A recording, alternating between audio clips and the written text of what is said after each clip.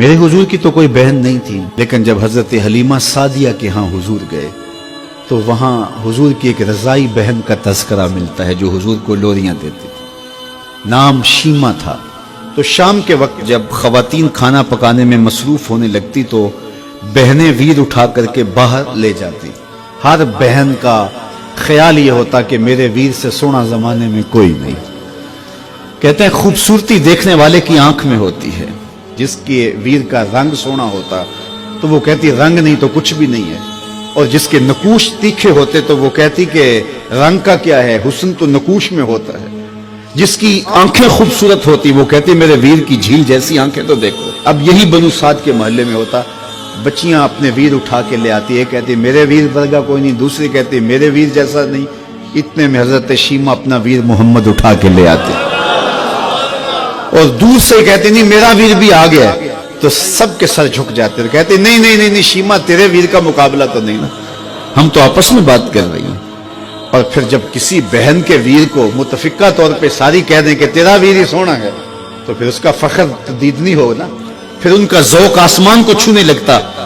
ابن حشام سیرت کی سب سے پہلی کتاب، اس میں یہ واقعہ لکھا ہے کہ پھر حضرت شیمہ حضور کو اپنی آغوش میں لے کے سمیٹتی اور پھر چومتی اور پھر وہ لوری دیتی، اور وہ لوری کے لفظ بھی لکھے ہیں، ربنا ابق لنا محمدا حتی اراہ یافعا وامردا، اللہ میرے ویر محمد کو سلامت رکھنا۔ آج یہ پالنے میں بچوں کا سردار ہے، کل وہ لمحے آئے جوانوں کا بھی سردار، اور پھر جھوم جاتی اور کیا خوشی ان کی دیدنی ہوتی۔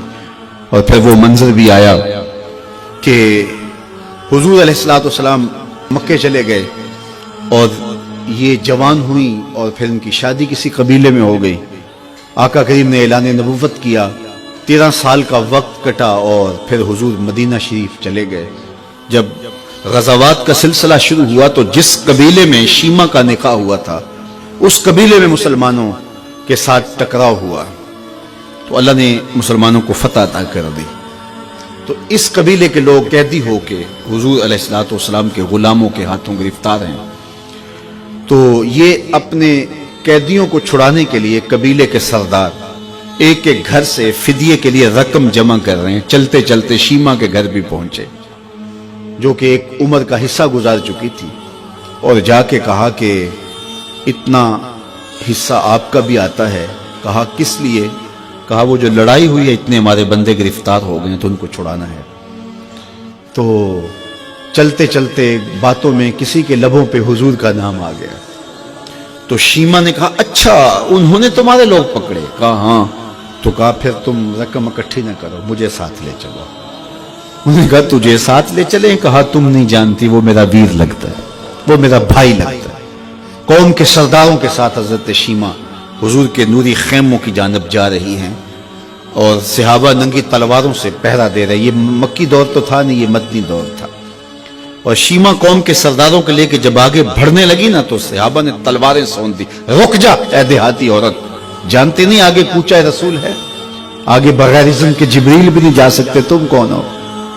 تو شیمہ نے جو لفظ کہے وہ لفظ نہیں ہے، اس نے کہا خلو سبیلی وَعَلَمُوا أَنَا أُخْتُ نَبِيِّكُمْ، میری راہیں چھوڑ دو، تم جانتے نہیں میں تمہارے نبی کی باجی لگتی ہوں۔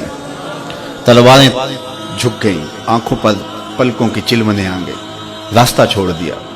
حضور کے خیمہ نوری میں داخل ہوئی تو حضور نے دیکھا، پہچان لیا، اٹھ کے کھڑے ہو گئے۔ فرمایا بہن کیسے آنا ہوا؟ آپ کے لوگوں نے ہمارے کچھ بندے پکڑے چھڑانے آئی۔ تو فرمایا بہن تو نے زحمت گوارا کیوں کی؟ تو پیغام بھیج دیتی میں یوں ہی چھوڑ دیتا، لیکن تم آ گئی ہو، اچھا ہوا ملاقات ہوئی۔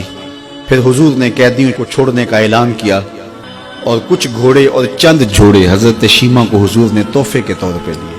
ویروں کے دروازے پر بہنیں آئیں تو ویر خالی تو موڑا نہیں کرتے، تو حضور نے بہت کچھ عطا کیا۔ اور پھر رخصت کرنے خیمے سے باہر آئے تو صحابہ کی جماعت منتظر تھی۔ فرمایا صحابہ جب میں قیدی چھوڑا کرتا ہوں میری عادت تمہیں معلوم ہے کہ میں پہلے تم سے مشاورت کیا کرتا ہوں، آج ایسا موقع آیا کہ میں تم سے مشاورت بھی نہیں کی اور قیدی بھی چھوڑ دیے۔